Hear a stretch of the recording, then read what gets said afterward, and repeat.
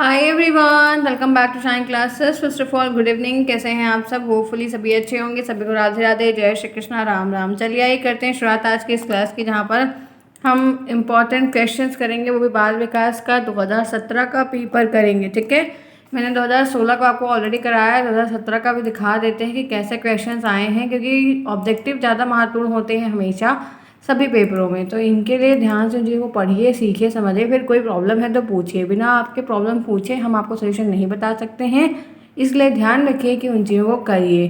ठीक है, क्लियर है?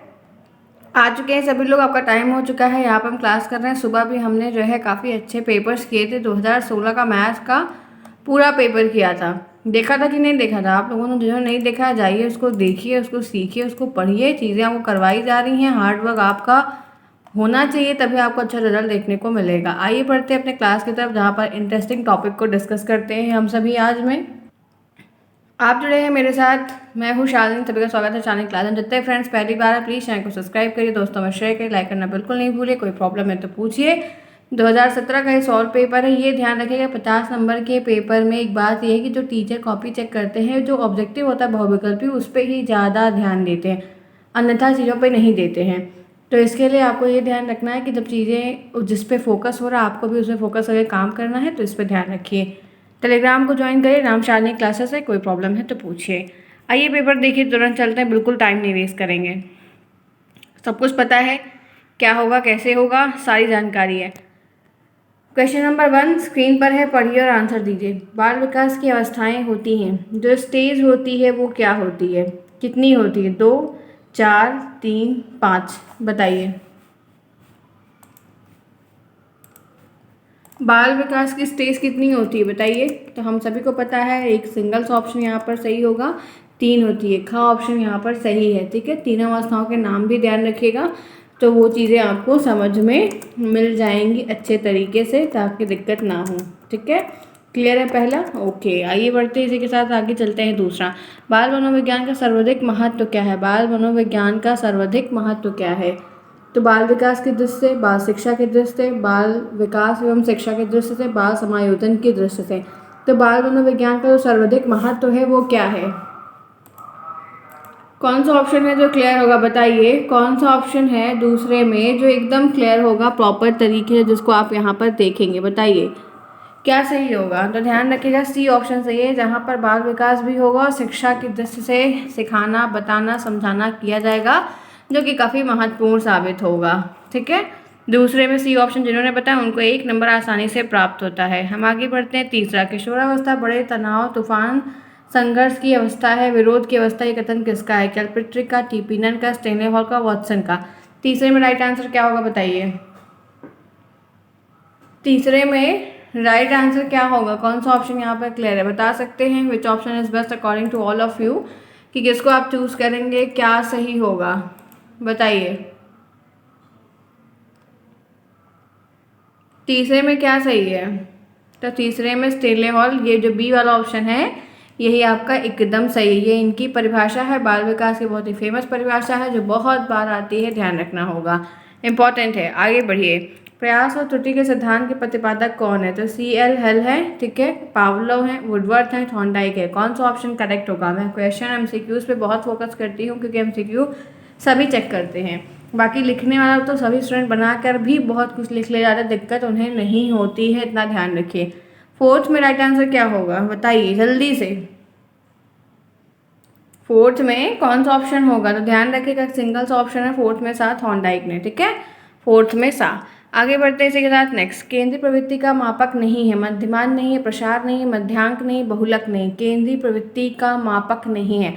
आपको कुछ सवाल मीन, मोड, मीडियन के भी आने की संभावना इस पेपर में है, तो थोड़ा सा मैथ्स का वो पोर्शन भी लगा कर चलिए, कि अगर पूछा जाए तो आप इसको कर ले जाइए। तो बता सकते हैं फिफ्थ का राइट आंसर क्या होगा? फिफ्थ का राइट आंसर क्या होगा? कौन सा ऑप्शन है जो बेस्ट है? केंद्रीय प्रवृत्ति का मापक नहीं है फिफ्थ के लिए, ध्यान रखिएगा। यहाँ पे प्रसार जो दिया गया है वो सही है, सिंगल वन ऑप्शन आपका ये एकदम करेक्ट है, फिफ्थ में सी। आगे बढ़ते इसी के साथ चलते हैं सिक्स पे। किशोरावस्था की विशेषताओं की, यहाँ पेपर थोड़ा कम प्रिंटिंग में है। विशेषताओं की योग्यता के रूप में व्यापक करने वाला जो एक शब्द है वो क्या है? तो किशोरावस्था में आप विशेषताओं का मतलब क्या है, चेंज ही चेंज, परिवर्तन ही परिवर्तन। तो विकास की बात कह रहा है, समायोजन लिखा हुआ है, ये परिवर्तन लिखा हो, ये अधिगम लिखा हो। देखो पेपर पुराना रहता है तो जल्दी मिलता नहीं, इसलिए प्रिंटिंग इसकी ख़राब है। हम पढ़ के बता दे रहे हैं, सुन लिया, मेरा ये टारगेट मुझे करवाना है तो हम पढ़ के बता रहे हैं, आप इसको देख लीजिए, ठीक है। बताइए 6 में क्या होगा। 6 में ध्यान रखिएगा, तो राइट आंसर यहाँ पर जो होगा वो क्या होगा, वो परिवर्तन होगा, ठीक है। क्या होगा, वो परिवर्तन होगा। हम आगे बढ़ते हैं, इसी के साथ चलते हैं, नेक्स्ट देखते हैं। आइए, बाल विकास को प्रभावित करने वाला कारक नहीं है, पोषण नहीं है पहला ऑप्शन, लिंग भेद नहीं है दूसरा ऑप्शन, संस्कृति नहीं है तीसरा ऑप्शन, और मानव नहीं है चौथा ऑप्शन। तो बाल विकास को कौन प्रभावित नहीं करता है, मतलब एक ऐसा शब्द इसमें दिया कि इसके बाल विकास को प्रभावित करने का कोई मतलब ही नहीं है। बताइए, जल्दी रिप्लाई करिए, क्या होगा, कौन सा ऑप्शन है जो क्लियर होगा, एकदम सही समझ में आ रहा है। जल्दी, जितना बेटर रिप्लाई करेंगे उतना चीज़ें आपके लिए आसान होंगी और मेरे लिए भी आसान होंगी। मैं आपको उतना ही बेटर तरीके से जल्द हर चीज़ कराने की कोशिश भी करूँगी, लगातार करवा भी रही हूँ, ठीक है। बताइए क्या होगा। तो ध्यान रखिएगा, संस्कृति से कोई मतलब नहीं है, बाकी सब सारे के सारे सही हैं। अभ्यास और अनुभव के द्वारा व्यवहार में होने वाला जो परिवर्तन है वो क्या कहलाता है, अवधान, प्रतिकार, प्रेरणा और अधिगम। जो अभ्यास है, जो अनुभव है, उसके व्यवहार में जो होने वाला एक चेंज या जो परिवर्तन है वो क्या कहलाता है, या हम उसे क्या कहते हैं बाल विकास में।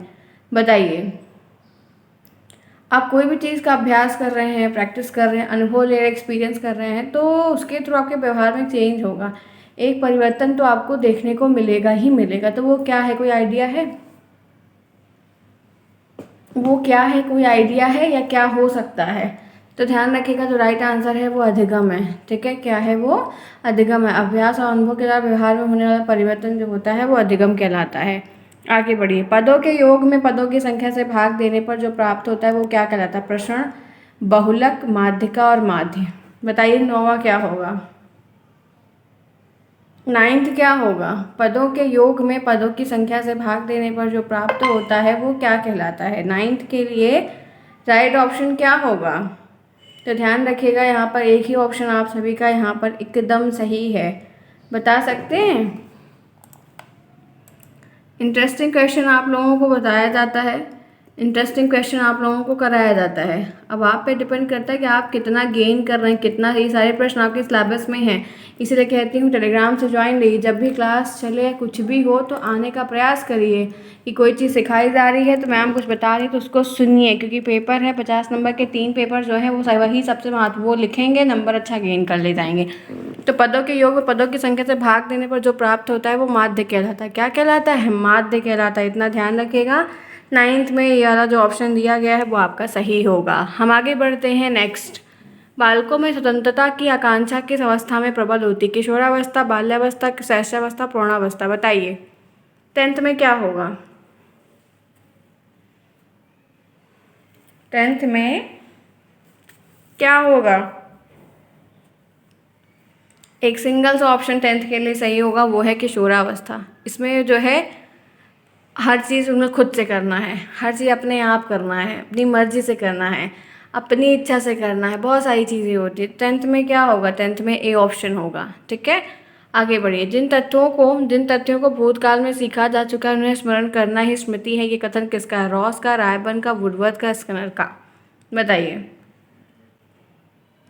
जिन तथ्यों को भूतकाल में सीखा जा चुका है, जिन फैक्ट को हम भूतकाल में सीख चुके हैं, देख चुके हैं, उन्हें हम याद करने की जो स्मृति है, याद कर रहे हैं, सीख रहे हैं, समझ रहे हैं, वो क्या है, कौन सा ऑप्शन होगा 11th में। तो 11th में ध्यान रखिएगा, एक सिंगल सा ऑप्शन है, बहुत ही अच्छा प्रश्न है, वो है वुडवर्थ का। ये कथन यानी कि स्टेटमेंट के जो क्वेश्चंस हैं वो 100% डेफिनेटली आएंगे। अगर आप नहीं करेंगे तो आप बहुत बड़ी गलती कर रहे हैं, क्योंकि मनोविज्ञान के सिद्धांत के प्रतिपादक के नाम, स्टेटमेंट, ये सारे क्वेश्चंस बहुत भर भर के पूछे जाते हैं, हर साल पूछे जाते हैं, इस बार भी आएंगे। अब हम आगे बढ़ते हैं, इसके साथ कुछ नई चीज़ों को करते हैं। आइए, यहाँ पर दिया है CAT परीक्षण की किस आयु के बच्चे के व्यक्तित्व का मूल्यांकन करने हेतु उपयुक्त है। 1 से 5, 3 से 11, 11 से 13 और 11 से 15। बताइए 12 में राइट आंसर क्या होगा, 12 में राइट आंसर क्या होगा? तो ध्यान रखिएगा कि यहाँ पर जो 12th आपसे मैं पूछ रही हूँ उसका एक सिंगल सा ऑप्शन है जो कि बहुत ही अच्छा CAT परीक्षण, TAT परीक्षण सब कुछ पूछा जाता है। तो इसके जो मूल्यांकन है वो 3 से 11 वर्ष के बीच में है। चलिए फटाफट क्लास को लाइक करें, जिन्होंने क्लास को अभी तक लाइक नहीं किया, फिर आगे बढ़ते हैं। पूरा पेपर आपका सॉल्व हो रहा है। मेरा टारगेट है कि ऑब्जेक्टिव पहले करवाऊँ, बाकी के जो प्रश्न हैं उसको 1 बाय 1 करके दिखाऊँ कि ये चीज़ें ऐसी हैं, बाकी फिर मैं आपको अतिरिक्त बहुत प्रश्न करवाती हूँ। बताइए, जल्दी से करिए तब आगे बढ़ते हैं। टेलीग्राम ज्वाइन करिए, नाम शालिनी क्लासेस ही है, वहाँ का भी ज्वाइन करेंगे, लिंक मिलेगा, चीज़ें मिलेंगी, काफ़ी हेल्प होगा। एग्ज़ाम तक तो ज़रूर जुड़े रहिए। जल्दी से बताइए क्या होगा। हो गया लाइक सभी का? सभी ने कर लिया भाई कि नहीं? क्या कंजूसी नहीं करिएगा, ठीक है? क्योंकि आपको मैं कहती हूँ फीडबैक ज़रूर दीजिए, उससे काफ़ी हेल्प मिलती है कि हाँ चीज़ें हैं, जिसको जो समझाना है समझ में आ जाएगा। आगे बढ़िए। संवेग का प्रकार नहीं, संवेग 3 प्रकार के माने गए हैं। तो क्रोध, ध्यान, भय, प्रेम क्या नहीं है? 13 बताइए। संवेग का प्रकार नहीं है तो इसमें कौन सा एक ऐसा है जो कह रहा है कि नहीं है? क्या नहीं है बता सकते हैं? तो ध्यान रखिएगा कि जो नहीं होने की बात कहा है कि नहीं है, वो 13 में C ऑप्शन है, ये ध्यान नहीं है। क्रोध, भय, प्रेम तीनों है, लेकिन ध्यान जो है वो नहीं है। 14 था ये। प्रतिभाशाली बालक की बुद्धि लब्धि होती है 80 से 90, 110 से 120, 140 से अधिक और 100 से 120। प्रतिभाशाली बालक की जो बुद्धि लब्धि होती है, इंटेलिजेंस IQ होता है, वो क्या है? बताइए वो क्या होगा? 14th कोई आइडिया है? 14 में क्या होगा? ध्यान रखिएगा C ऑप्शन है, 40 से अधिक, ठीक है? 140 से अधिक है। 14 में क्या है? सा ऑप्शन है। आगे बढ़िए। 15 पियाजे के अनुसार बालक के संज्ञानात्मक विकास की जो स्थिति है वो क्या है? 2 है, 6 है, 4 है, 3। तो पियाजे ने स्तर बताया है कि नहीं बताया? अब वह स्तर क्या है, वही चीज़ आपसे पूछी जा रही है। पियाजे के अकॉर्डिंग बालक के संज्ञानात्मक विकास की जो स्थिति है, जो चीज़ें हैं वो क्या हैं? स्तर पूछा गया, बताइए। तो 15 का राइट आंसर यहाँ पर 4 है। चारों अवस्थाओं के नाम, उनकी जो टाइम ड्यूरेशन है वो, उनकी जो विशेषताएं हैं उनसे प्रश्न आएंगे। तो 15 आउट ऑफ 15 मिला, 15 आउट ऑफ 15 मिला, सभी को उम्मीद है मिला होगा। अच्छा प्रश्न रहा। अब आते ही बढ़ते हैं, आपकी बात कर लेते हैं वेरी शॉर्ट की, अदला उत्तरी की। देखिए मैं फटाफट क्वेश्चंस दिखाती हूँ। देखिए पहला क्वेश्चन है बुद्धि लब्धि निकालने का सूत्र बताइए। अब बुद्धि लब्धि आपको सूत्र निकालना पड़ा है, टर्मन ने दिया है आपने, ठीक है? और एक टेबल भी दी है। सृजनात्मकता से क्या आशय है, ये आपको पूछा जा रहा है। व्यक्तित्व की एक परिभाषा लिखिए, आपसे ये भी पूछा जा रहा है। बहुत अच्छा। व्यक्तित्व पर्सनैलिटी के ऊपर है, जो पर्सोना सबसे बना है, इसका शब्द का मीनिंग होता है मुखौटा। सृजनात्मकता क्रिएटिविटी होती है, कुछ नया क्रिएट करना, नई नई चीज़ों की खोज करना, कुछ नया बनाना। तो ये सारी बातें आप लिख सकते हो। रोर्सा का, हरमन रोर्सा का ये साहित्य दबा परीक्षण किस मनोवैज्ञानिक ने दिया है, ये पूछा है। प्रतिपादक का नाम। मध्यमान का उपयोग कब होता है? मीन, मोड, मीडियन से प्रश्न आएगा आपको। मध्यांक की कोई एक परिभाषा बताइए, ये आपसे पूछा गया है। सीखने का वक्र उन्नतोदर नतोदर और मिश्रित होता है ना, एक बार खूब ऊपर जाएगा, फिर ऐसा जाएगा, फिर रुक जाएगा। तो ये उन वक्रों के प्रकार हैं, कर्व के प्रकार के बारे में है। बालक की बुद्धि कब रुक जाती है? जब उसमें पठार आ जाता है। TAT परीक्षण, थर्मेटिक एप्रिसिएशन टेस्ट, फुल फॉर्म्स तो आएंगे ही आएंगे। मैंने आपको कई बार कहा है कि इन चीज़ों को पढ़ के रखिए, ये चीज़ें पूछी जाएंगी। स्मृति का काम क्या होता है? मेमोरी क्या होती है, क्यों काम आती है? बच्चों की मेमोरी, बड़ों की मेमोरी। सक्रिय स्मृति क्या होती है? स्मृति क्या है? याददाश्त, भूलना और ना भूलना। ये अब प्रेरणा क्या होती है? मोटिवेशन क्यों ज़रूरी है?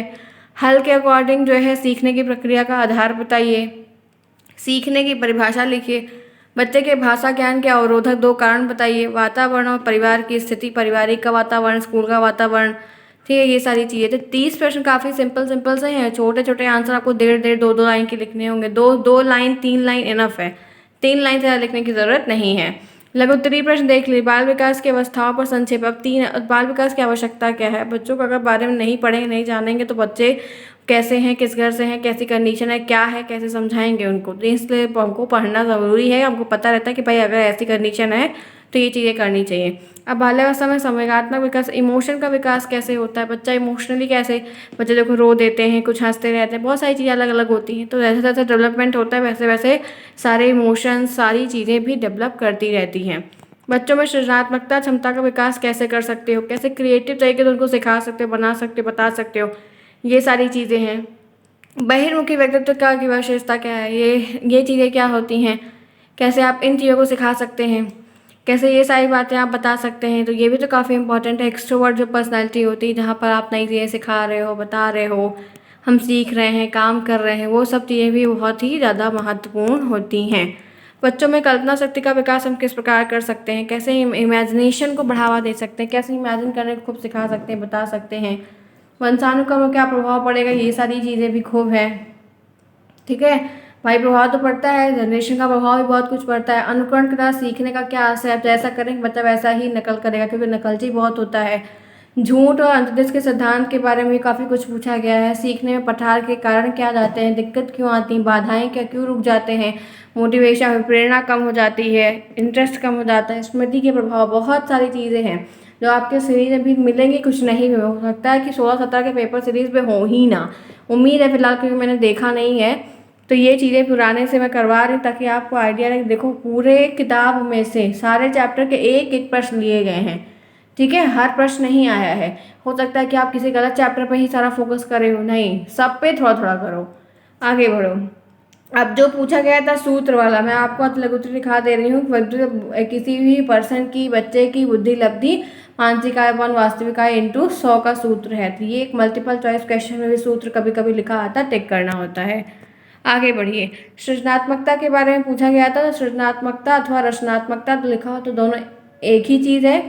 किसी वस्तु, विचार, कला, साहित्य से संबंध, किसी समस्या का समाधान निकालने आदि के क्षेत्र, कुछ नया रचने, कुछ नया बनाने, कुछ पुनर्सृजित करना, यानी पुनः उसको अच्छे से और बनाना, रेनोवेट करना, ये मानसिक सक्रिया है जो भौतिक परिवर्तन को जन्म देती है, जहाँ पर हम कुछ नया क्रिएट कर सामने लाकर रख देते हैं।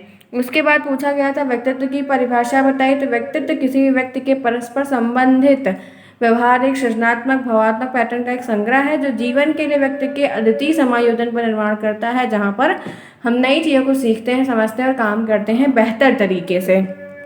ठीक है, आगे बढ़िए। 19th यहाँ पर शाही धब्बा परीक्षण एक व्यक्तित्व परीक्षण है। शाही धब्बा के बारे में पूछा गया था ना, तो किसने दिया है, तो शाही धब्बा परीक्षण एक व्यक्तित्व का परीक्षण है जिसमें अस्पष्ट शाही के धब्बे होते हैं। इनको हम प्रतिक्रिया के द्वारा कुछ उसमें जांचते हैं कि धब्बा क्या है, कैसे है। ये 1921 के आसपास का टाइम ड्यूरेशन रहा है, जहाँ पर मनोचिकित्सक हरमन रोशा के द्वारा इसको बनाया गया है। ठीक है, बात समझ में आई, आगे बढ़ो। फिर उसके बाद एक क्वेश्चन आपको पूछा गया था मध्यांक के बारे में। जब किसी भी समूह के आंकड़ों को अथवा प्राप्त अंकों को जोड़कर समूह की संख्या से डिवाइड करते हैं तो जो राशि हमको मिलती है उसको मध्यमान कहते हैं। और एक मध्यांक पूछा था, तो मध्यांक एक ऐसा बिंदु होता है जिसके मापन के किसी एक स्केल पर टिक आधे अंक ऊपर की ओर ठीक आधे अंक नीचे की ओर होते हैं, तो वो आपके मध्यांक होते हैं। तो मध्यांक, माध्य, मध्यमान, इनके सवाल भी आ सकते हैं। अगर वैसे बहुत मुश्किल है लेकिन एक आ सकता है, तो ध्यान रखिएगा। ठीक है, तो पूरा पेपर मैंने दिखाया। सीरीज़ में आपको बहुत सारे आंसर्स के मिलेंगे, बहुत सारे नहीं मिलेंगे। मैं आपको पेपर दिखा दिखा के आपको चीज़ें दिखा दे रही हूँ कि आप पढ़ाई करो, तो ये सारी प्रश्न को, इस तरह के प्रश्न को पढ़ो, ताकि आप जो है अनावश्यक कहीं ऐसा आप पढ़ भी रहे हो काम भी ना आए, तो ऐसा मत करिए। समय के साथ आइए, चीज़ें अभी समय के साथ बता दी जाएंगी, आपकी हेल्प हो जाएगी। टारगेट तो यही है मेरा, आगे बढ़िए, सीखिए। एक बात ध्यान रखिए, यही बाल विकास तट में मिलेगा, बाकी किसी भी सेमेस्टर का बाल विकास तट में नहीं मिलेगा। तो इसकी नोट्स अच्छे से बनाइए, सीखिए, जो लिखे हैं पुरानी प्लेलिस्ट पढ़िए, लेकिन पढ़िए जम के, ताकि आपकी बहुत हेल्प की जाए। ठीक है, ऐसे आगे बढ़िए। Keep smiling, bye bye, take care.